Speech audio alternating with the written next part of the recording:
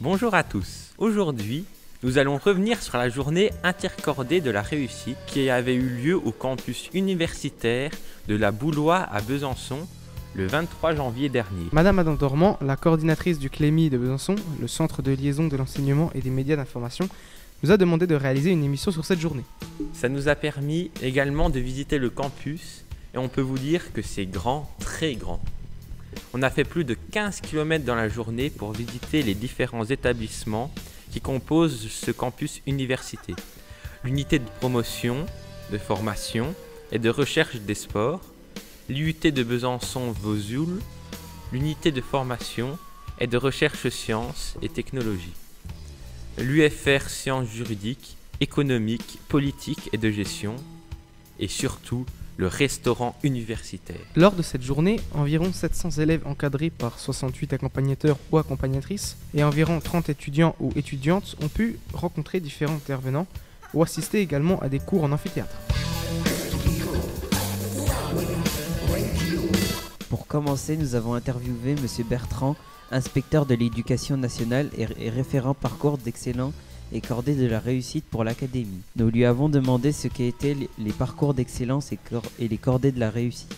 Les parcours d'excellence et les cordées de la réussite sont deux dispositifs qui visent à développer l'ambition de jeunes issus de milieux modestes. Les modalités de mise en œuvre des parcours et des cordées sont différentes, mais les finalités et objectifs sont relativement identiques. En effet, les actions développées dans ce cadre visent principalement trois axes. Le développement de l'ambition scolaire et de la projection dans des études longues, le développement de l'axe culturel et enfin le développement de la connaissance du monde économique et professionnel. Nous lui avons demandé ensuite qui pilotait ces dispositifs proposés aux élèves.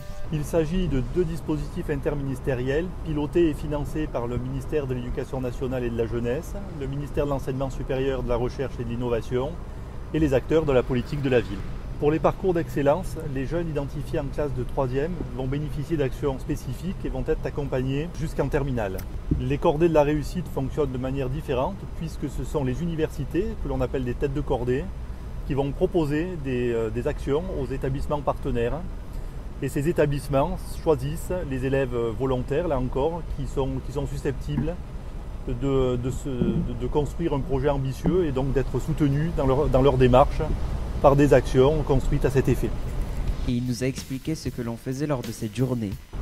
La journée intercordée, intitulée Ambition pour toutes et tous, organisée sur le campus de la Boulois à Besançon, rentre typiquement dans les actions qui correspondent au souhait de développer l'ambition des jeunes vers les études supérieures. Cette journée a été construite en partenariat avec l'UFR SJEPG de l'Université de Franche-Comté et l'IUT de Besançon-Vesoul, ainsi qu'avec le soutien du projet interrégional PIL, Égalité Filles-Garçons. L'objectif principal de cette journée était de faire découvrir le campus universitaire aux 700 collégiens et lycéens présents ce jour-là et de casser leur représentation sur l'accès aux formations supérieures, notamment celles liées au genre. Si à l'issue de cette journée, par leur rencontre avec les étudiants présents et la découverte du milieu, bon nombre de jeunes collégiens et lycéens sont repartis en se disant « j'en ai l'ambition, c'est possible », nous pouvons considérer que la journée a été une belle réussite. J'ai pu interroger deux filles du lycée Tristan Bernard qui nous ont expliqué ce qu'ils font avec le dispositif Parcours d'excellence. Donc nous on fait le parcours d'excellence, on présente le parcours d'excellence et le parcours d'excellence on s'inscrit au collège en 3e et ça dure jusqu'à la terminale, donc au lycée. Et dans ce parcours d'excellence, en fait, ça nous aide à déjà prendre confiance en nous, à trouver un métier qu'on voudrait faire plus tard, à nous aider pour l'orientation aussi, pour choisir surtout quel faire des mini-stages pour découvrir le métier qu'on va faire. On fait des voyages aussi. L'année dernière, on est allé à Paris. On va aussi visiter des musées. On fait aussi des sorties, des sorties de théâtre, des sorties. On a pu voir qu'il y a beaucoup de dispositifs qui aident les jeunes. Par exemple, j'ai interrogé une responsable du Centre régional d'information jeunesse qui m'a parlé de la boussole des jeunes. Nous sommes la boussole des jeunes du Grand Besançon.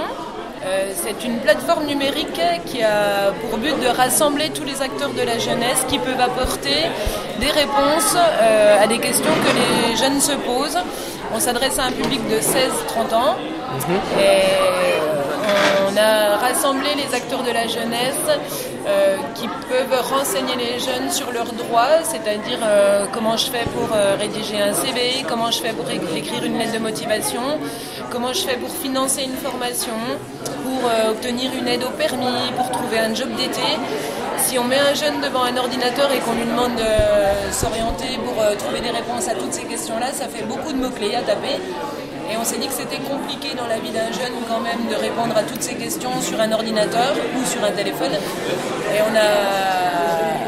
on a répondu à la demande du ministère de la Jeunesse de créer une plateforme qui rassemble toutes les réponses à ces questions. J'ai interrogé Madame Guinchard qui m'a parlé de talents d'avenir.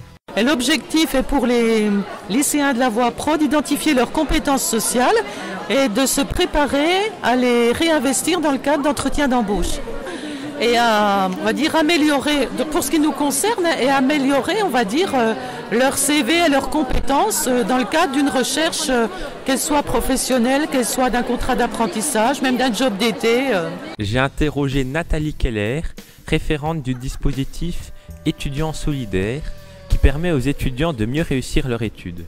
Alors étudiants solidaires, c'est-à-dire que sous cette appellation-là, on essaye de montrer que l'université n'est pas simplement un lieu d'apprentissage au sens strict du terme, mais que c'est aussi un lieu de vie, qu'un étudiant qui arrive sur le campus, non seulement il peut se faire accompagner, il peut se faire aider dans son parcours de formation.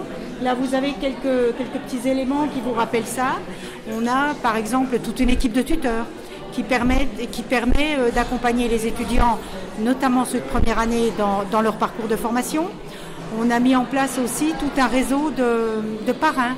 C'est-à-dire que les étudiants qui sont en 2e, 3e ou plus peuvent prendre un filleul qui est en première année et lui servir un petit peu de soutien, d'aide. Il le conseille, pas forcément uniquement dans son parcours de formation, mais aussi dans la vie de tous les jours, comment faire, l'aider à s'intégrer plus facilement. La défense, avec ses 3 armées, a eu beaucoup de succès.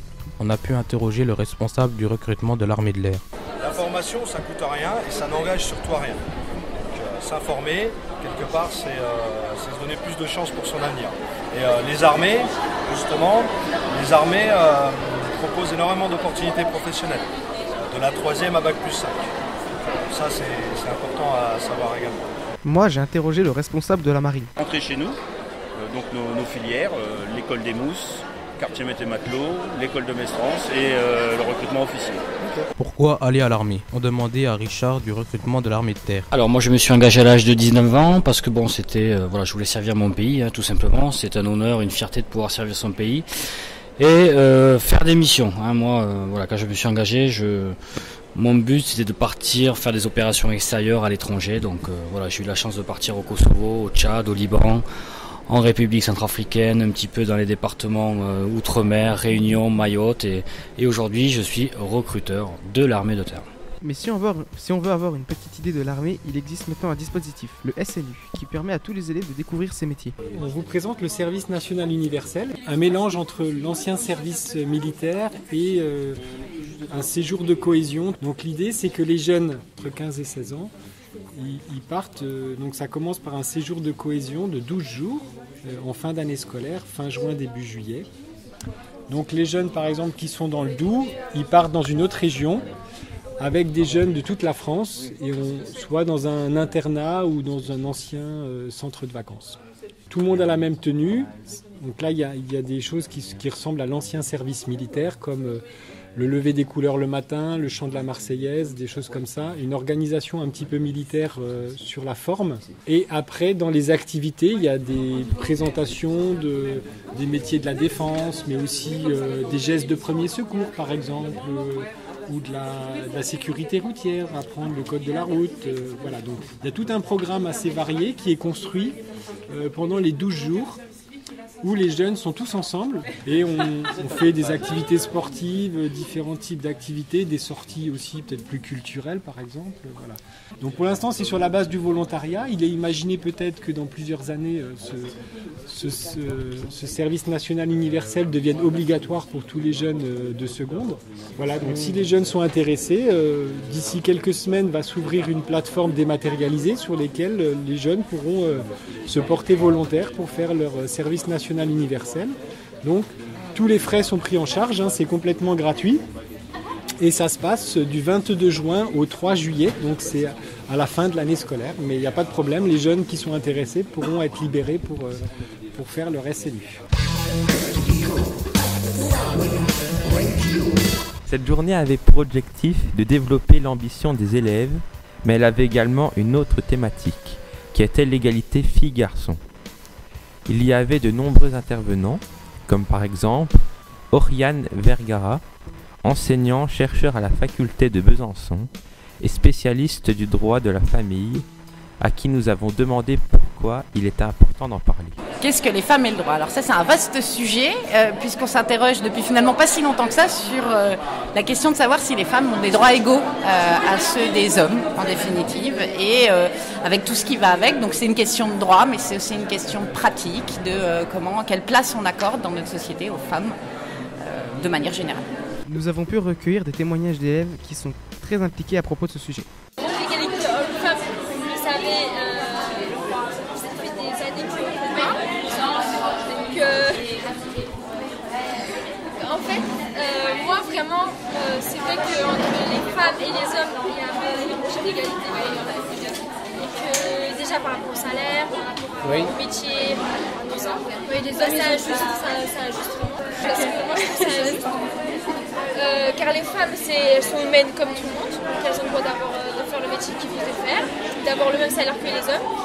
On a pu aussi rencontrer Mama Beleinini de l'association Fêté qui organise de nombreuses actions dans les écoles pour développer l'égalité filles-garçons. Alors FET, c'est une association régionale qui est née à Dijon et qui aujourd'hui s'étend un peu sur la Bourgogne-Franche-Comté et qui met en place des actions en faveur de l'égalité professionnelle et de la mixité professionnelle. Donc toujours en lien avec le travail, l'orientation et toutes ces sphères-là. On n'a pas pu s'empêcher d'interroger également les responsables de l'armée sur ce sujet, car l'armée, on le sait, ce sont de grands costauds, essentiellement des garçons. Eh bien, en fait, pas tout à fait. Nous, on est en parfait équilibre au point de vue statutaire, au point de vue salaire, au point de vue responsabilité. Là-dessus, qu'on soit une femme ou un homme, c'est exactement pareil. Voilà. Et au contraire, on promouvoit beaucoup qu'on recrute du personnel féminin. Voilà, actuellement, on est à 14% en personnel féminin dans la Marine nationale. Et l'objectif pour 2025, c'est d'arriver à 25%. Donc, on travaille dans ce sens-là. D'accord. En termes d'égalité salariale, les hommes et les femmes touchent le même salaire. Si on a une ancienneté égale à un homme, on touchera le même salaire. Et puis les filles ont des possibilités d'accès, puisque en termes de, par exemple, de tests physiques, les barèmes sont adaptés, ce qui permet aux filles de ne pas être lésées par rapport à une entrée dans les forces armées. Toutes les spécialités, tous les métiers sont ouverts aux filles également. Alors, les armées sont de plus en plus féminisées. L'armée française, c'est l'armée d'ailleurs la plus féminisée en Europe. L'armée de l'air, c'est en France l'armée qui est aussi la plus féminisée des trois armées, avec 23%, c'est les derniers chiffres que l'on ait là, 23% de personnel féminin dans l'armée de l'air. Donc les filles ont leur chance. Il ne faut pas qu'elles se mettent de frein, absolument pas. La porte est grande ouverte. Pour terminer, on a demandé le témoignage d'élèves sur cette journée. Découvrir la fac. La fac, premièrement. Voir, par exemple, là, il y a la marine, voir des nouveaux métiers. À découvrir quelques métiers, comme par exemple y aller à l'armée ou aller à la marine et tout. Et puis aussi découvrir ce qui se passe dans des universités et tout. On a fait quelques visites de cette université-là et puis franchement ça m'a beaucoup impressionné et tout. Et puis, Mais également sur la thématique de la journée. Le droit de la femme dans l'autre bâtiment. On avait des questions et en fait il fallait essayer de répondre et voilà. C'était sous forme de petit jeu. Voilà, c'est terminé pour aujourd'hui. Nous remercions encore tous les intervenants de nous avoir répondu. Madame Adam Normand, du Clémy, de nous avoir fait confiance. Nous vous disons à bientôt et bonne journée à tous et à toutes.